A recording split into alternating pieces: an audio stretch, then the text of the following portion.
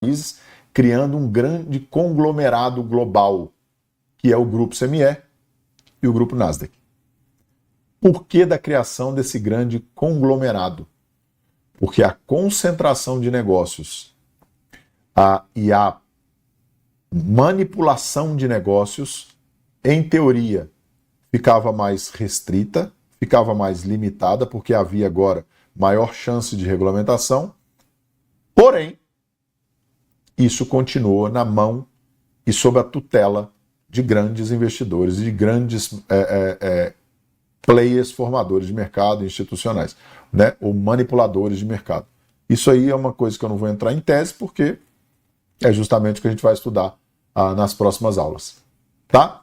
Então, as bolsas de valores hoje, efetivamente, bolsas de valores, mercadorias e futuros, elas têm esse papel essencial na economia, que é a facilitação e a alocação de recursos na economia.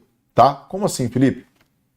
É justamente na bolsa que eu consigo, por exemplo, que empresas vão na abertura de capital, por exemplo, onde elas vão se financiar em troca da venda de ações para investidores.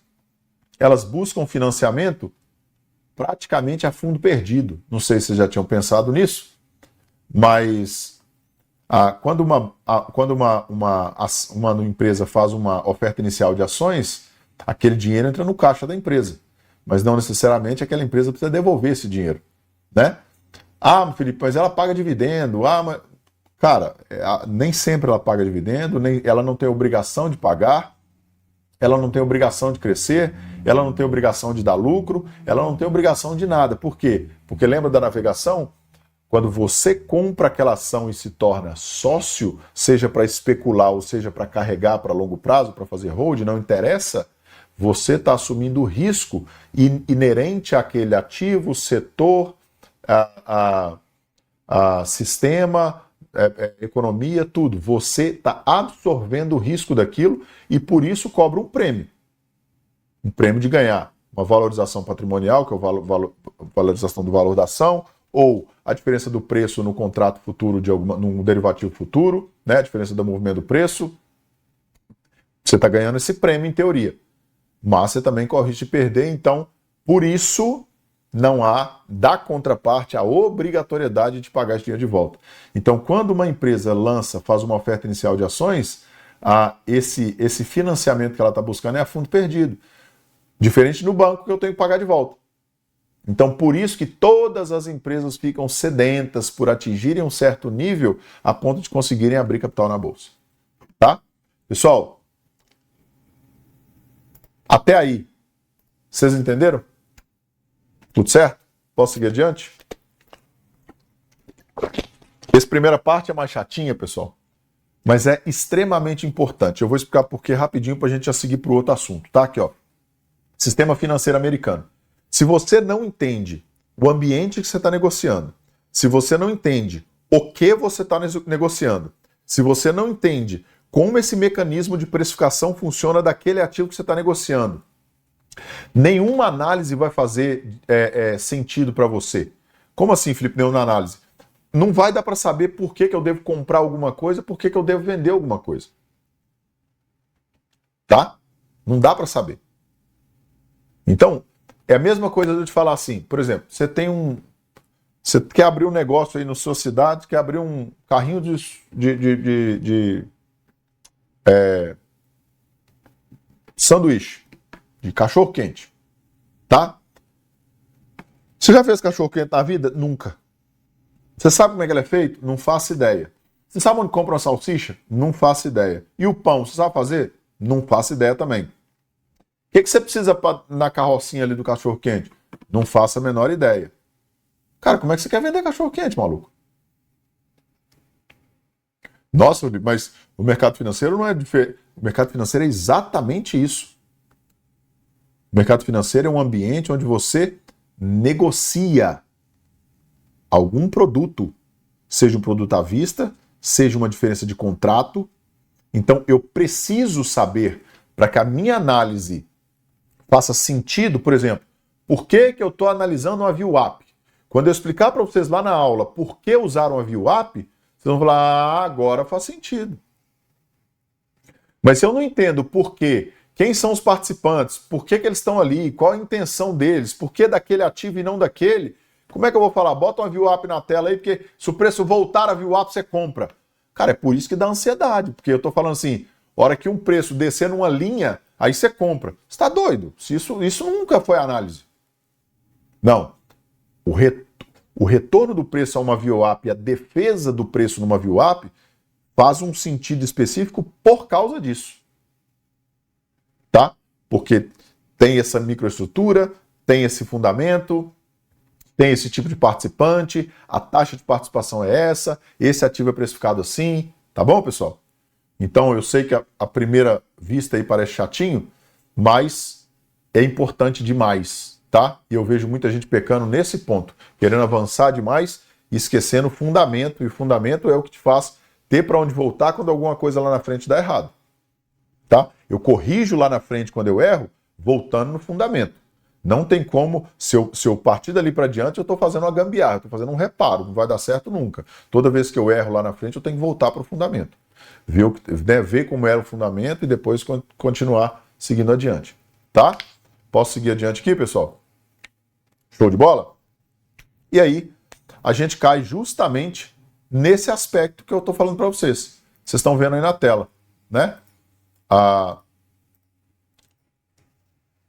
Sistema financeiro nacional, sistema financeiro americano.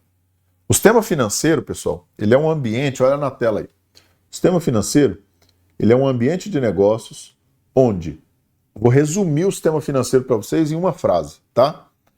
O sistema financeiro nacional, e o americano é assim, o brasileiro é assim, não interessa. Ele é um ambiente onde agentes superavitários, ou seja, que têm dinheiro para emprestar, emprestam dinheiro para agentes deficitários, ou seja, que não têm dinheiro para emprestar, a troco de um prêmio chamado juros, que é cobrado nessa negociação, nessa intermediação. Tá? Essa negociação é feita por diversos agentes diferentes, e a gente vai falar assim, entre eles instituições financeiras, bancos e blá blá blá blá blá blá. E eles também são feitos por diversos instrumentos diferentes. Então isso é um sistema financeiro, tá? O sistema financeiro americano especificamente, ele é o mais complexo e influente do mundo. E ele é composto por uma rede de instituições, mercados, agências reguladoras, que elas juntas promovem, olha só, essa é a grande sacada. Juntas, elas promovem o quê? Estabilidade econômica. Por quê? Porque facilitam o financiamento e asseguram integridade desse sistema. É para isso que isso serve. Tá? Quais são os principais componentes do sistema financeiro? A gente tem instituições financeiras, e aí já falando um pouco aí de agentes também, né? Então você tem bancos comerciais, e aí você tem grandes instituições, JP Morgan Chase, Bank of America, Wells Fargo, enfim, tá?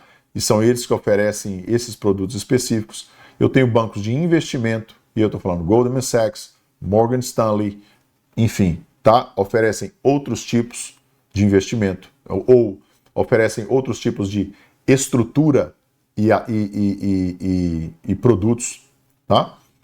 Eu tenho companhias de seguro, também são ativos ali dentro desse sistema financeiro, e eu tenho famosos aí que vai entrar no nosso escopo aqui. Eu tenho fundos de pensão e fundos de investimento, que é justamente esses gestores, e eu estou falando de Vanguard, BlackRock, isso aí que vocês ouvem falar o tempo todo, né? Que tem um papel importantíssimo no financiamento da economia e na captação de recursos para a empresa. Eu tenho cooperativa de crédito, que são bancos pequenos ali de médio porte, que ficam na parte do subsídio financeiro de empresas, médias e pequenas empresas, principalmente na área de factoring e fomento mercantil. E eu tenho também, e aí chega no nosso ponto, o mercado financeiro.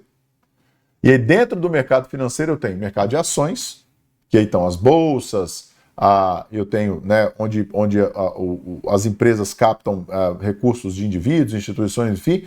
Tem o mercado de dívida, que inclui os títulos do governo, treasuries, títulos corporativos municipais, né, e é um dos mercados, o mercado americano é o mercado de dívidas mais importante do mundo, tanto é que o título mais seguro do mundo, que é considerado a taxa livre de risco mundial, né, a TLR mundial, é o título de 10 anos norte-americano, é considerado o ativo menos arriscado do planeta, por conta de todo o fator americano de seguridade e tudo mais.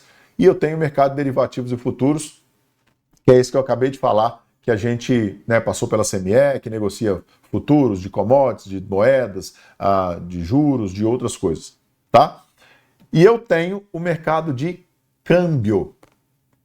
Aí eu quero dar uma pausa aqui para vocês, eu vou até apagar esse negocinho aqui, pra vocês verem na tela aí. Aí eu tenho o mercado de câmbio, mais conhecido por Forex. Forex quer dizer forward ou foreign exchange. Câmbio de moedas, ou futuro, ou câmbio futuro, ou futuro de moedas, né? O Forex não tem nada a ver com a corretora de CFD da qual você opera, tá? Forex é o mercado de moedas, é o mercado global de paridade, é o maior mercado financeiro do mundo, negociando em torno de 3 a 5 trilhões de dólares diariamente entre posições compradas e vendidas. Ele é descentralizado, mas ele é altamente regulamentado por várias instituições financeiras, desde que você esteja dentro desses mercados. E aí é esse ponto que eu quis fazer com vocês. Operar por uma corretora de CFD não tem nada a ver com operar Forex como mercado. Você está operando um instrumento, tá? Um instrumento dentro do mercado de Forex através de uma corretora de CFD. Não tem nada a ver. Uma coisa é completamente desconectada da outra e a gente vai falar mais de corretoras de CFD mais para frente um pouquinho, tá? Eu tenho as agências regulatórias, né? Quando eu estou falando ali do sistema financeiro, principalmente, qual a principal delas, pessoal? O Banco Central, né? Ou os bancos centrais. Então, no caso dos Estados Unidos, o Federal Reserve, que é o Fed, que é o Banco Central dos Estados Unidos, responsável por definir a política monetária e regular a oferta de dinheiro ali, controlar a taxa de juros, promover a estabilidade financeira. O Fed ele tem a tarefa de regular e controlar a política monetária do país, tá? O Banco Central, falando do Fed. E aí eu tenho o Departamento de Tesouro, eu tenho a SEC nos Estados Unidos, né? Aqui, ó, SEC, tá? Securities and Exchange Commission, que é a mesma coisa que como se fosse a CVM no Brasil. Ela regula os mercados de ações e títulos e elas protegem os investidores contra fraudes e assegura a transparência no funcionamento justo desse mercado. Eu tenho também, nos Estados Unidos, o FDIC, que é o Federal Deposit Insurance Corporation, que é igual ao FGC no Brasil, que é um fundo garantidor de crédito para quando você tem algum investimento em todos esses lugares que a gente está falando aqui, você tem uma certa segurança. Então, por exemplo, no Brasil você tem a segurança de, se um banco quebrar e ele fosse registrado no FGC, você tem a garantia de receber ali pelo menos R$250 mil, até R$250 mil por CPF. Nos Estados Unidos também, até $250 mil por Social Security. Tá por posição. E é o FDIC que faz essa garantia. Para os mercados de futuros, a Comissão de Julgamento e Regulação é o CFTC, tá? Commodities Futures Trading Commission. E ele que regula o mercado de futuros e derivativos, protegendo o público lá contra fraudes e abusos. Eu vou falar disso mais um pouquinho agora. E eu tenho também o OCC, que é o Office of the Comptroller of the Currency, que supervisiona bancos nacionais e associações de poupança, e aí dando liquidez, solidez, proteção e tudo mais. Por que é importante essa coisa que eu falei antes aqui sobre o CFTC? A regulamentação, e aí eu volto lá para a questão das corretoras de CFD, tá? Se você tem um problema na sua corretora, por exemplo, você só vai dar conta de resolver isso se a corretora não te pagou.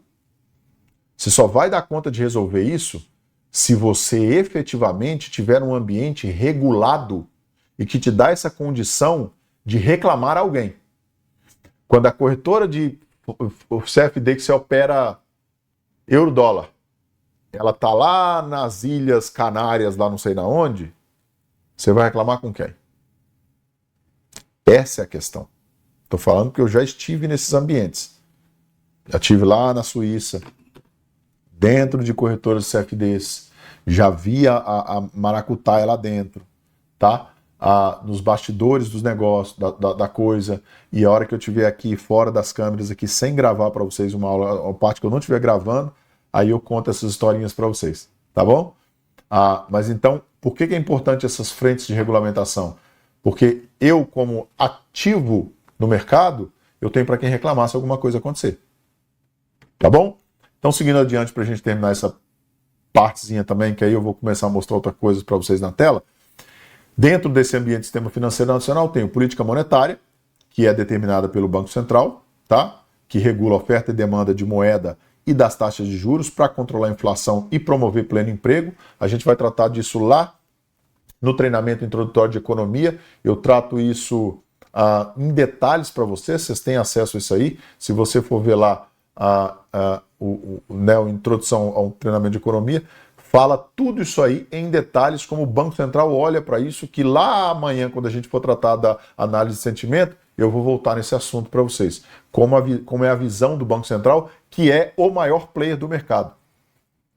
E eu já recebi diversas críticas aqui por isso, tá? E eu vou continuar insistindo nisso. O maior player do mercado, que é a baleia, né? Tem o tubarão e tem a baleia. A baleia é o Banco Central.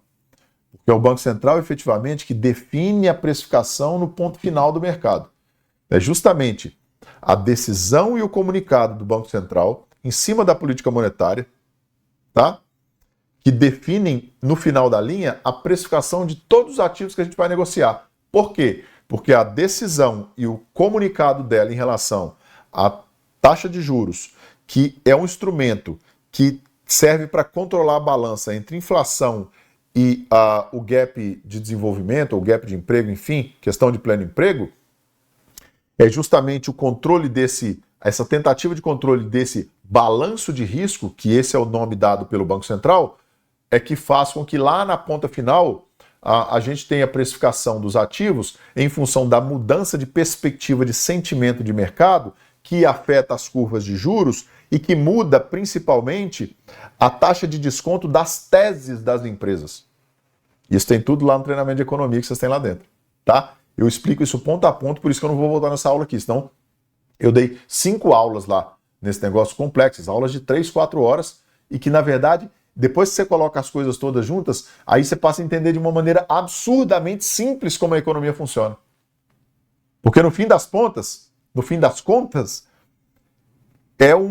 são duas variáveis para você analisar e um instrumento para controlar elas duas. E é só isso que o mercado inteiro olha. E todo o resto se volta para entender essas duas forças e esse instrumento, tá? Que é a política monetária. Felipe, mas tem também a política fiscal. Tem. A política fiscal é definida pelo governo, pelo executivo do governo, tá? E Congresso Nacional também, que interfere nas políticas fiscais, mas ela tem a decisão ali da arrecadação de impostos e gastos, ou seja, das contas do governo entre arrecadação e gastos, tá? Que influenciam e dão passo para o crescimento econômico e para o endividamento. No fim das contas, a política fiscal, pessoal, ela tem uma tarefa. 2. Fazer o país se desenvolver e reduzir o gap social. Eu não vou nem entrar nesse critério agora, a gente trata disso em outro momento, porque esse é um assunto bastante complexo e conturbado sobre essa questão do gap social. Que gap social, ou a desigualdade social, como queira dizer, ela não tem nada a ver com IDH, qualidade de vida, né? Então isso aí precisa ser desmembrado e dissociado, e é usado de maneira política, sinalizando que o encurtamento do gap social aumentaria a qualidade de vida, e não o IDH, né, a qualidade de vida no país, e não necessariamente isso é verdade, porque a gente pode ter um gap social zerado, né? Ou seja, todo mundo igual, mas todo mundo igual pobre. Eu não tenho gap social. E aí, às vistas de quem está de fora, nossa, Cuba não tem gap social. Todo mundo igual pobre. Então, a gente entra disso numa outra questão, tá?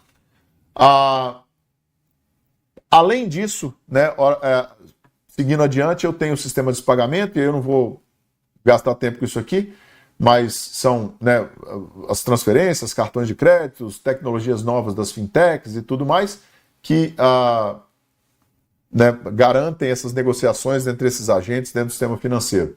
E, obviamente, a gente tem aí, é importante, a gente tem a supervisão para a estabilidade desse sistema financeiro. Então eu venho ali no sistema americano, eu entro em primeiro ali com o Conselho de Supervisão e Estabilidade Financeira, que é o FSOC, nos Estados Unidos.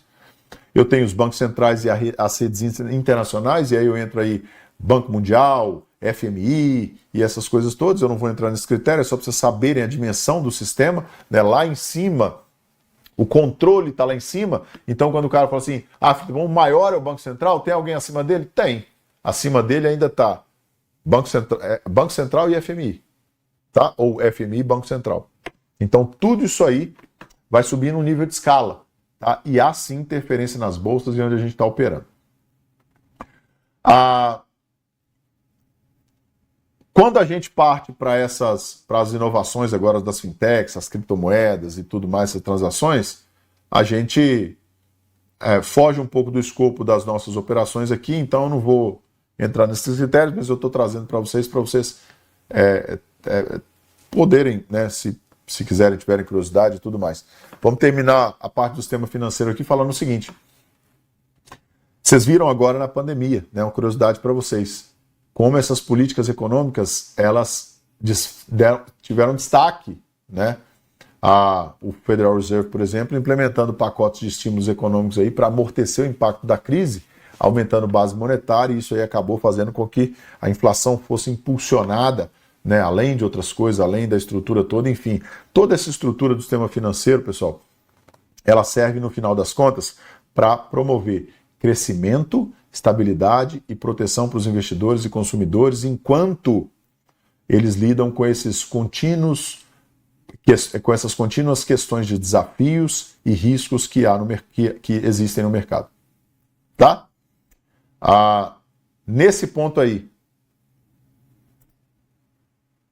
tudo certo até agora? Mais uma vez, pessoal, eu sei que essa parte é chata, mas de amanhã para depois vai ficando mais legal, porque vai ficando mais... vai dando mais visão do que é aplicável e tudo mais, tá? Mas, por exemplo, vocês sabiam dessa questão de CFDs?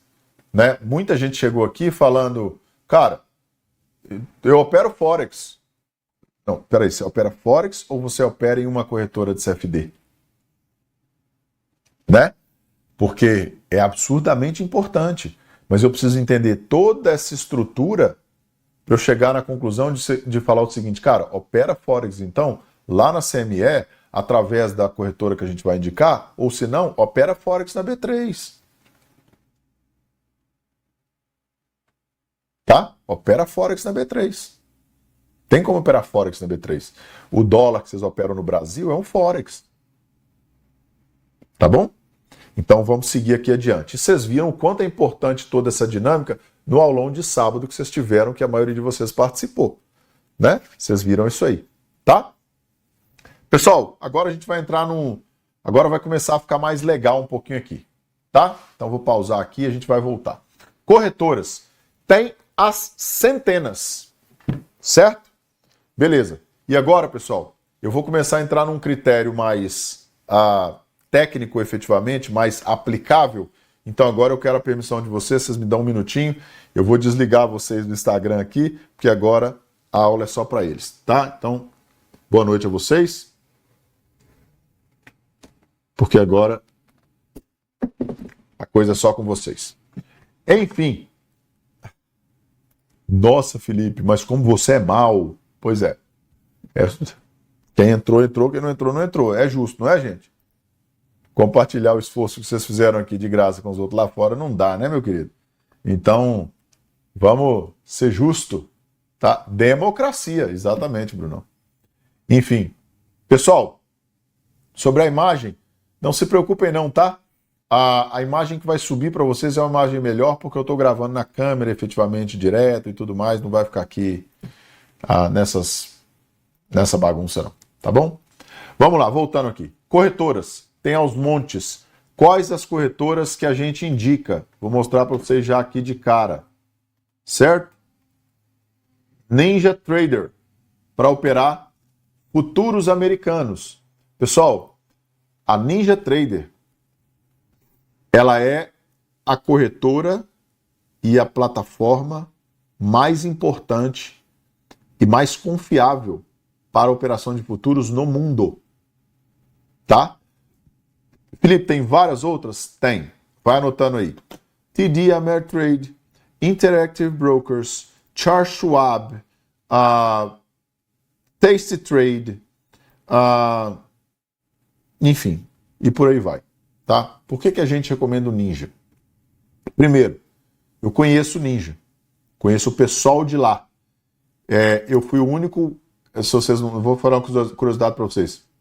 Eu fui o único cara no Brasil a ser convidado para entrar no Ninja. Tá? Almocei com a diretoria do Ninja no dia que eu fui lá. Então, eu conheço eles lá por dentro. Tenho um relacionamento direto com eles. Não sei se vocês sabiam disso, tá? A Academia Alta Renda foi a primeira empresa a fechar uma parceria direta com o Ninja como vendedor do Ninja, né? Dentro do ecossistema do Ninja. Depois várias outras pessoas tomaram a frente, né?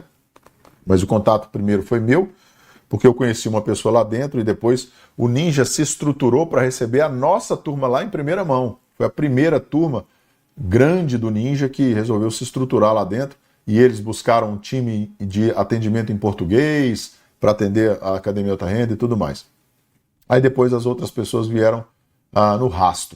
Mas eu até hoje no Brasil fui o único a entrar lá dentro do Ninja em Chicago, no prédio mesmo, entrei na sala e um dos fundadores do Ninja estava lá me esperando, por incrível que pareça. Conversei com eles, cumprimentei eles e tudo mais. Tá? Não só por isso, mas principalmente porque eu recomendo o Ninja pela segurança da compilação de dados, do fornecimento de dados e da estruturação de ordens. Vocês não vão ter muito problema no Ninja especificamente, operando no Ninja direto. E aí eu faço um parênteses entre Ninja e mesas proprietárias. Você pode operar na plataforma do Ninja pelas mesas proprietárias, conectado a outros fornecedores de sinais, tá? Como o Trade of Eight, por exemplo. Vocês têm tudo isso nas aulas, não precisa preocupar. Sobre abertura de conta, como faz para abrir, sobre a configuração de plataforma, sobre mesas proprietárias, sistema de gestão multimesas e tudo isso aí, tem tudo isso na aula de vocês já na plataforma. Eu não vou falar tudo de novo aqui, mas tem tudo isso aí já disponível para vocês. Eu só estou mostrando aqui onde é que vocês podem acessar. E abrir conta é muito simples, né? Vocês vêm aqui, ó, Open Account. Vocês podem botar isso aqui em português, ele fica em português também. Você vai botar o seu e-mail, preencher seus dados, enviar seus documentos. Ele vai levar aí de 3 a 5 dias para processar seus documentos e depois isso volta para vocês. Vocês podem abrir conta sendo estrangeiros, tá? Vocês conseguem abrir conta mesmo sendo estrangeiros, mesmo no Brasil. Tem todo esse tutorial de abertura de conta no NinjaTrader aí para vocês disponível, tá bom? Não precisa se preocupar.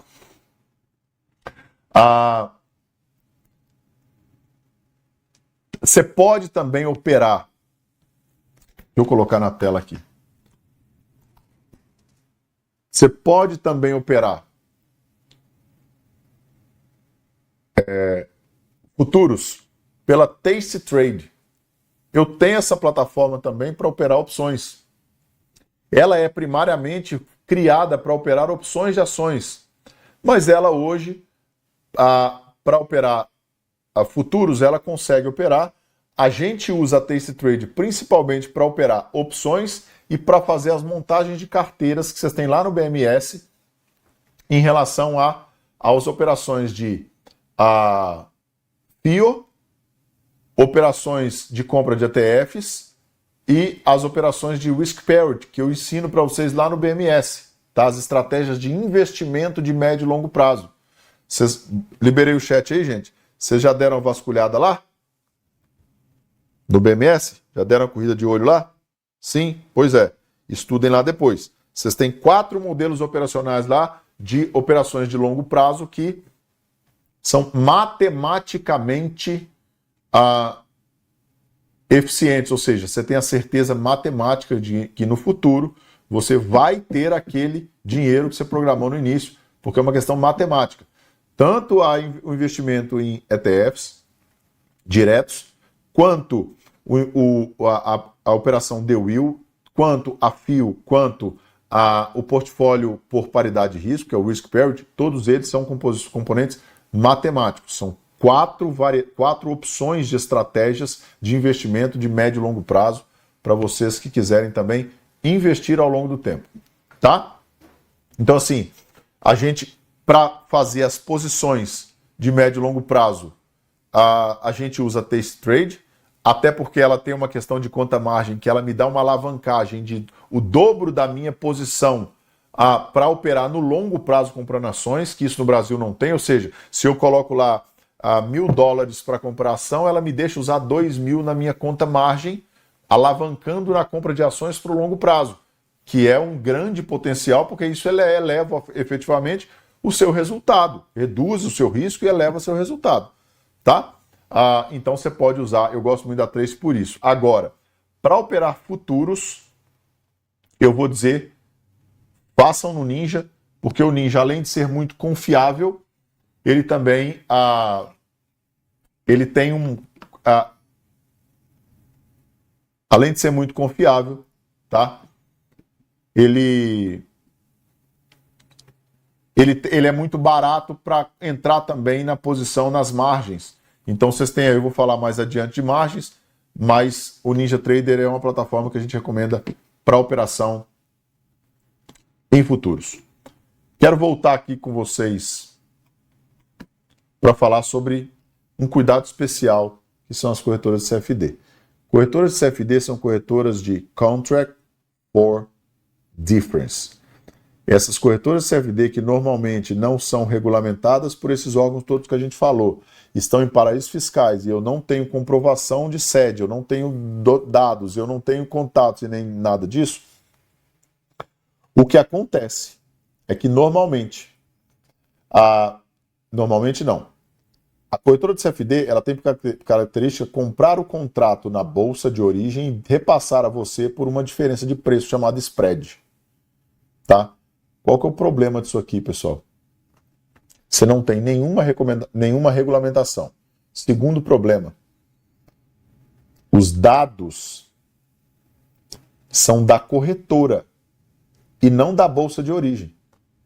O que isso implica, Felipe? Implica em dizer que os verdadeiros players que estão lá dentro das bolsas de origem, você não está vendo quando você está numa corretora de CFD. Então, se você comparar, por exemplo, muitas vezes o volume operado, para fazer uma análise de volume, por exemplo, o volume vai dar diferença.